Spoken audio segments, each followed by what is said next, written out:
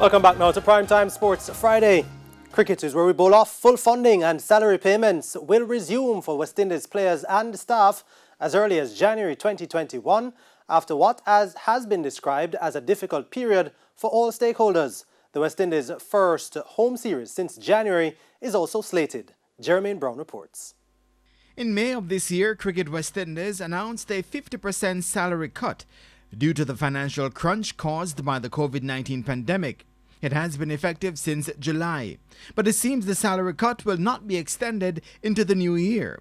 After enduring a dismal tour of New Zealand recently, Cricket West Indies CEO Johnny Graves says West Indies players and staff can expect their full remuneration packages after 6 months of being on half pay. So we're expecting our finances to freeze from January, and that would allow us to get everyone back on full pay and extend player contracts through to June 30th. So it's been a very difficult and challenging period for us and for all of the staff, players, umpires, our respected stakeholders who have had 50% cuts to their funding. It's been a very difficult period. The temporary 50% salary cut and funding affected not only Windies players and staff, but the entire regional cricket system. Graves says it is hoped funding will also be found for the resumption of regional competitions, including the Super 50, as well as the Caribbean side's first home series since January 2020. We're hoping that the new year will bring us improved financial results. It will allow us to convene the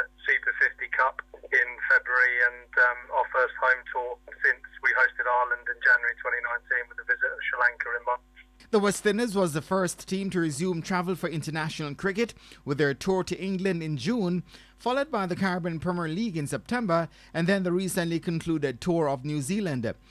The Windies will have their third international tour in the pandemic early next year when they travel to Bangladesh to face the hosts in 2 tests and 3 one-day internationals. Jermaine Brown reporting for TVJ Sports. And despite another Test series defeat, former West Indies captain and legend Sir Clive Lloyd says current captain Jason Holder should remain in the position. Holder has won only 11 of 37 Test matches while losing his 20th and 21st games in New Zealand. But Lloyd, who appointed Holder back in 2015, is against the notion of removing the Barbadian from the helm.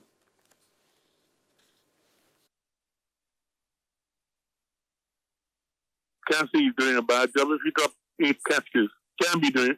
We need to get better catchers. Their fielding has got to improve, else we are going to be behind the 8 ball again. I don't think it is. Who are you going to put in front of Jason? Call a name. Jason Holder is doing a good job, but the point is, it's the side that he has. It's not.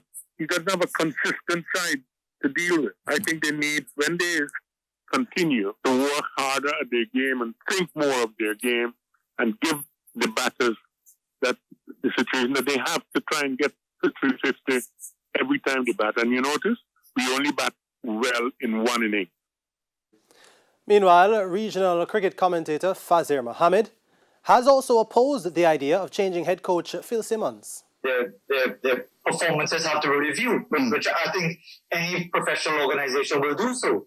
But if you're going to go on the basis of firing your coach or your technical team after every disappointing series, West Indies will be doing that at least twice a year. If you look at the track record of the West Indies. So there are bigger issues to this situation than just simply replacing your coach or sacking a few players or firing your technical team.